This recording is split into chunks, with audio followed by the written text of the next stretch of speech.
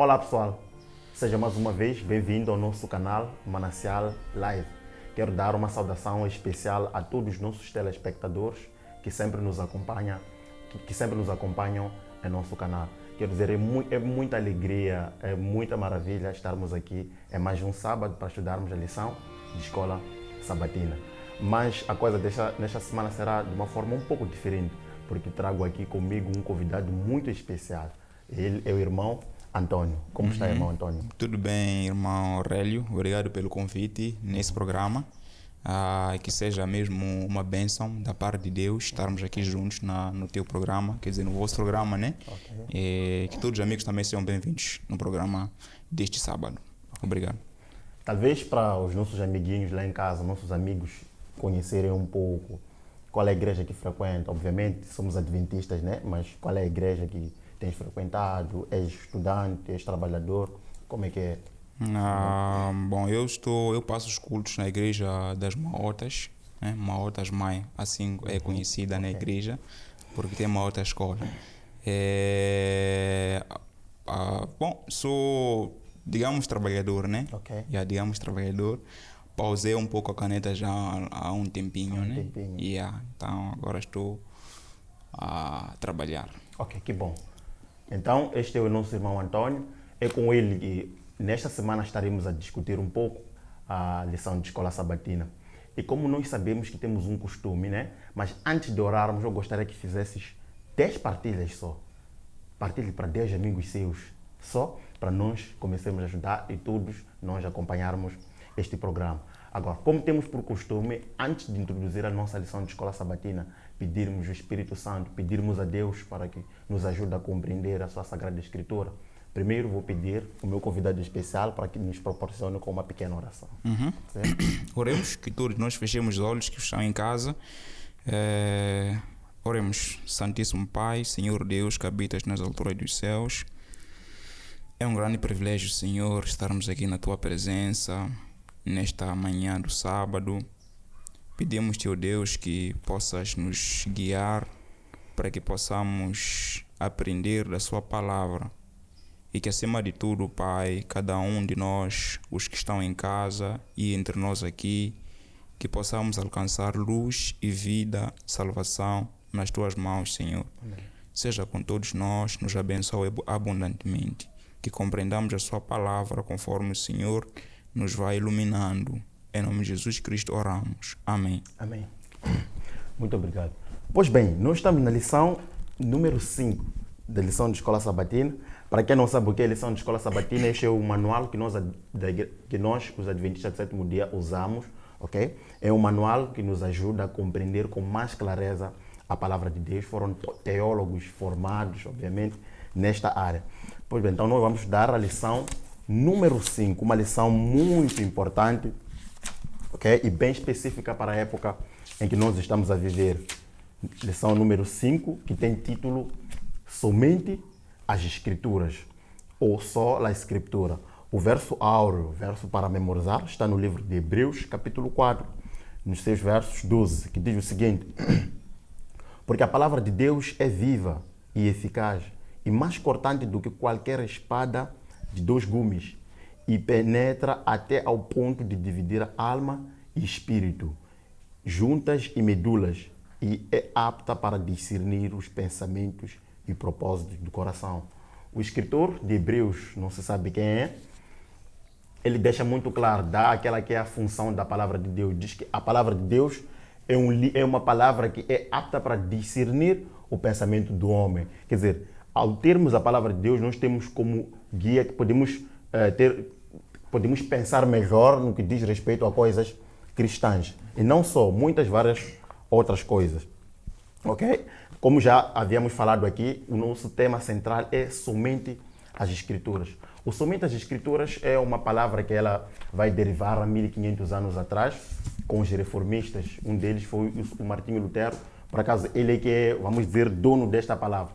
Mas existem 5 princípios importantes nesta reforma protestante, que é somente as Escrituras, somente a fé, somente a graça, somente Cristo, somente a Deus dar glória. Nesta semana nós só estaremos a estudar somente as Escrituras. Por que assim? Na verdade, há 1500 anos atrás, como eu já havia dito, existia um período chamado período medieval ou Idade Média, onde, vamos dizer, a igreja medieval considerava mais as tradições e culturas do que a própria palavra de Deus. Incrível que até vendiam indulgências, diziam, olha, para as pessoas serem perdoadas os pecados devem pagar algum valor. E algumas pessoas pagavam. E aí vai levantar o Martinho Lutero e diz que não. A palavra de Deus diz que nós só precisamos de fazer o quê? De pedir perdão ao próprio Cristo. Por acaso ele até colocou lá na Alemanha, numa porta, numa igreja, as 95 teses, defendendo que, olha, não se pode vender a salvação dos homens. Então, ele defendeu as Escrituras e nós percebemos que a reforma, o fato deles terem protestado, isso ajudou muito para que a Bíblia hoje estivesse viva, porque disseram não, somente as Escrituras. Agora, nós temos uma lição muito importante, né? As Escrituras como a norma dominante.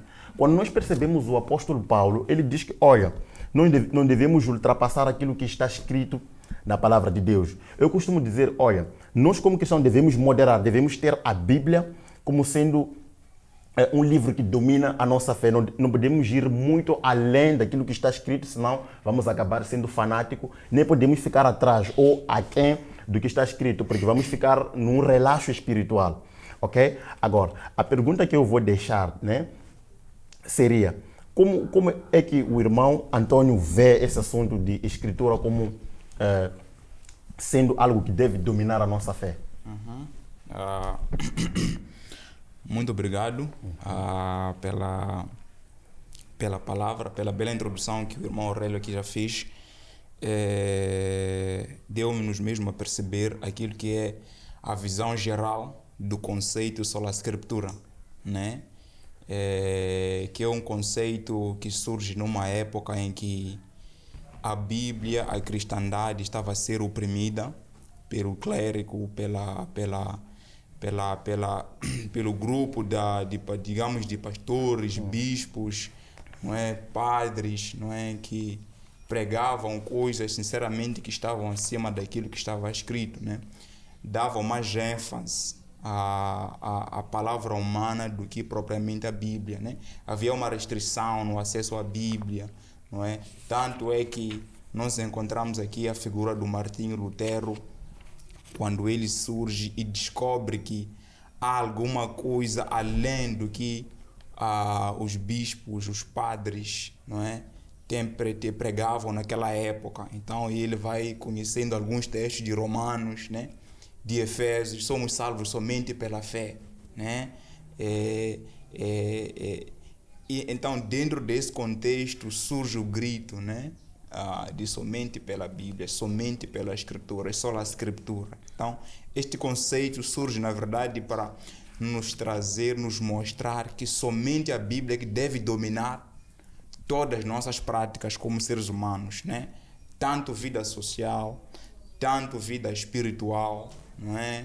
Tanto nos nossos relacionamentos, somente a Escritura que deve ditar, né? Em última instância, claro que pode, quer dizer, a nossa religião pode ser influenciada pela tradição, pela experiência, pela cultura, né? E outros fatores que, sinceramente, não temos como fugir deles, são os que nos acompanham, né? Mas, em última instância, nunca nos devemos sobrepor ao texto bíblico, ao que está escrito. Aquilo é que domina, sinceramente, a nossa cosmovisão como cristãos. Então, eu acho que é fundamental mesmo esse conceito vir à tona a cristandade de hoje, nos lembrarmos. Claro que é o nosso grito diário, né?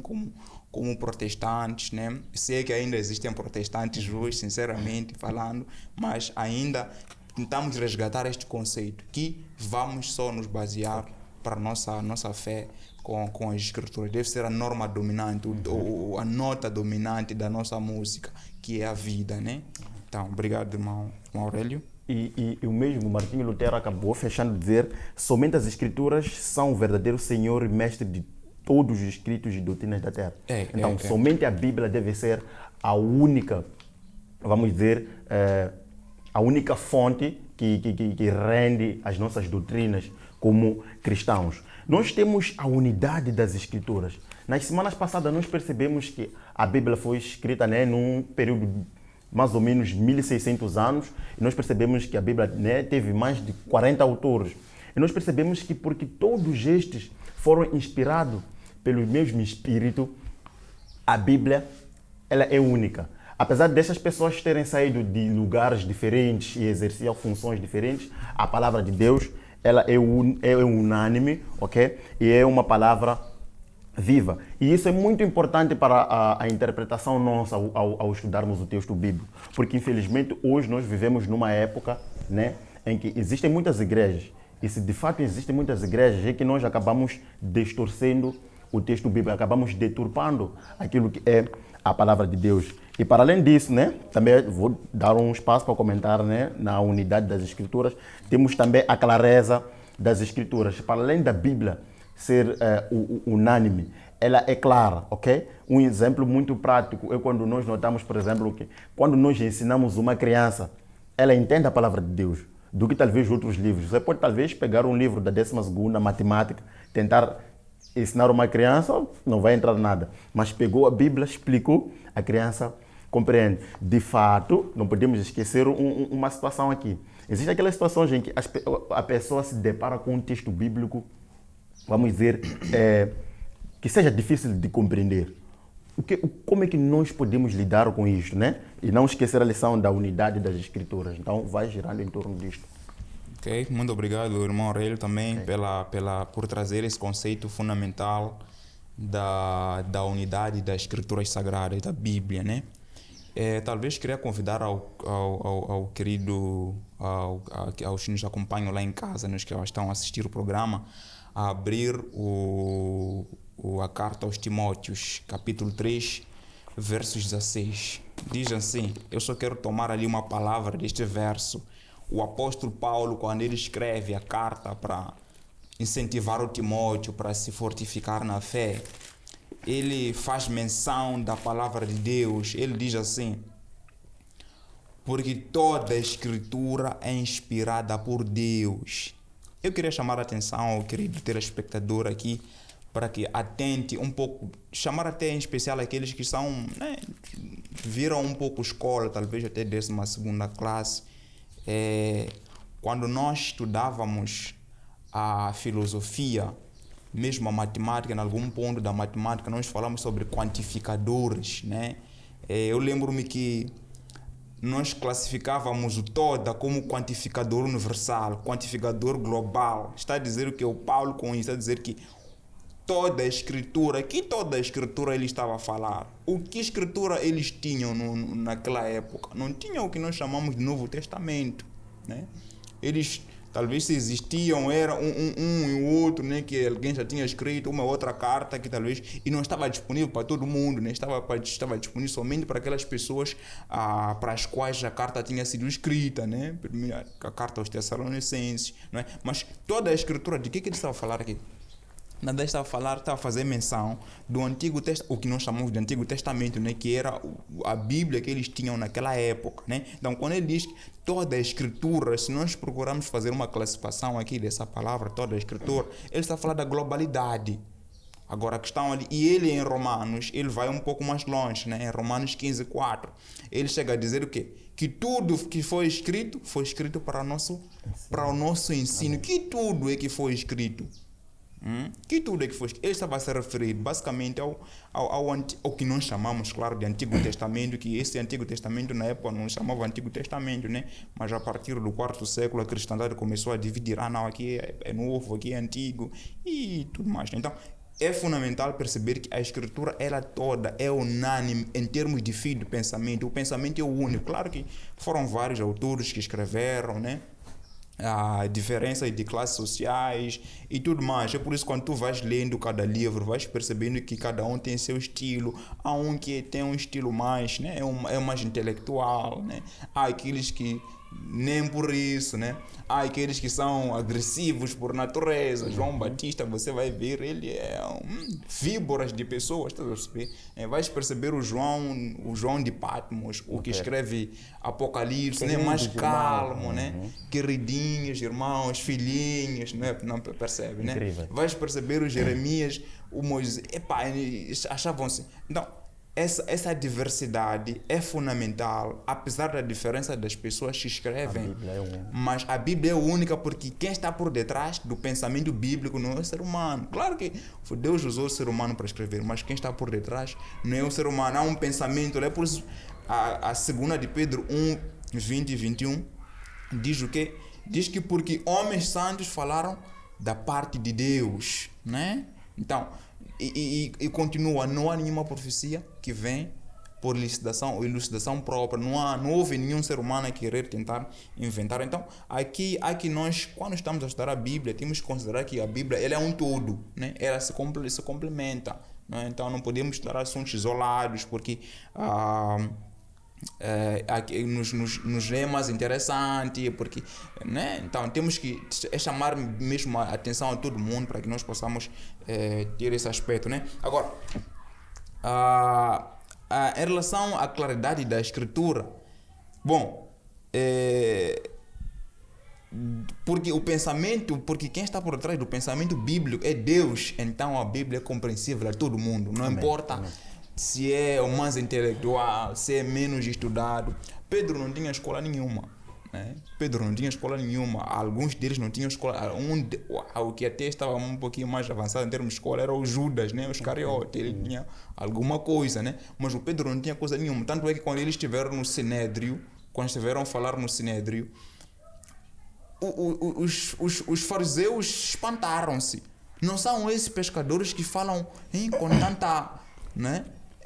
Mas eles compreendiam a palavra, porque o pensamento que estava lá, o pensamento era o pensamento de Deus, né? Agora, claro, a Bíblia tem algumas coisas complicadas de entender, isso é facto, né? E é necessário que nós tenhamos o espírito humilde de assumir que o texto é difícil, né? Não dar a nossa, como é que é? Não, porque não, temos que assumir que o texto é difícil, vamos lá estudar com calma, né? Então vamos buscar, como diz Isaías 8, 20 ou 18, 19, 20, se não estou, a memória não me falha, né? Diz que um pouco ali, um pouco aqui, não é? Então, tem que juntar peças, né? A Bíblia, algumas vezes, parece como é que chamam? Um quebra-cabeça. Né? Então, é basicamente isso, em termos de clareza das Escrituras Sagradas, né?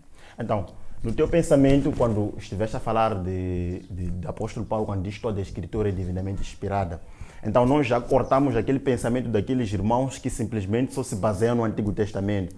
E alguns que dizem, não, nós só queremos no Novo Testamento porque já estamos numa altura do Novo Testamento. Talvez essa seja uma mensagem muito importante. E, infelizmente, também, não vou dizer infelizmente, também temos Alcorão, também temos outros livros que as pessoas usam para defender a sua religião. Mas o que nós percebemos é que o único livro que Deus inspirou, obviamente, é a palavra de Deus, que foi sendo conservada até os nossos dias. Para além disso, nós percebemos que qual é a possibilidade das Escrituras interpretarem as Escrituras? De fato, né, nós percebemos que o próprio Jesus Cristo, para poder mostrar aos discípulos, quando ele morre por aí, né, quando os discípulos ficam tristes ali, ele diz que, amigos, isto tinha que acontecer, isso é o que está escrito no livro de Isaías. Então, só percebemos aí que o próprio Jesus Cristo, que é o nosso mestre, usou Isaías, ou seja, isso nos dá a entender que a Bíblia do próprio Jesus Cristo era o Antigo Testamento. Muitas das coisas que ele falava, ele dizia, está-se a cumprir o que está escrito, está-se a cumprir o que está escrito. Agora, como é que podemos lidar com essa situação, por exemplo? O que é que tens a dizer, né, nessa lição de a Bíblia interpreta as Escrituras? Só uma breve resposta, como já não temos muito tempo ali. Só talvez dar um acréscimo a esse ponto que o irmão estava aqui a dizer. As Escrituras interpretam elas mesmas, né? Isto aqui, é claro, este tema é para fundamentar o tema central, né? Somente pela Bíblia, né? A Bíblia ela deve se interpretar, não é? Por quê? Por que ela se interpreta? É simples. É que os que escrevem o Novo Testamento, na verdade, eles baseiam-se no Velho Testamento. Se tu vais ler o livro de Apocalipse, o livro de Apocalipse muitas vezes é difícil para nós, porque nós não conhecemos o velho. Como é que tu vais interpretar o Apocalipse se você não conhece o velho, se você não sabe nada sobre trombetas, nunca leu em nenhum sítio, nunca leu sobre as batalhas de Israel para falar de cavalos, nunca leu sobre no santuário, você não sabe nada. O Apocalipse fala muito do santuário, da batalha dos reis, fala muito. Então, se você não conhece o Antigo Testamento, não tem como interpretar o Novo, não tem como, né? Tanto é que tu vais perceber, alguns teólogos até, eles quando fazem alguns cálculos, chegam à conclusão de que quase, quer dizer, o novo está mais cheio do velho do que de qualquer outra coisa, né? Okay. O primeiro discurso, por exemplo, de Pedro, né, no Pentecoste, ele fez o quê? Ele voltou a recitar o texto de Joel, que nos últimos dias eles conheciam o texto do Antigo Testamento. Então, para nós podermos perceber o Novo Testamento ou a Bíblia toda, nós temos que fazer o quê?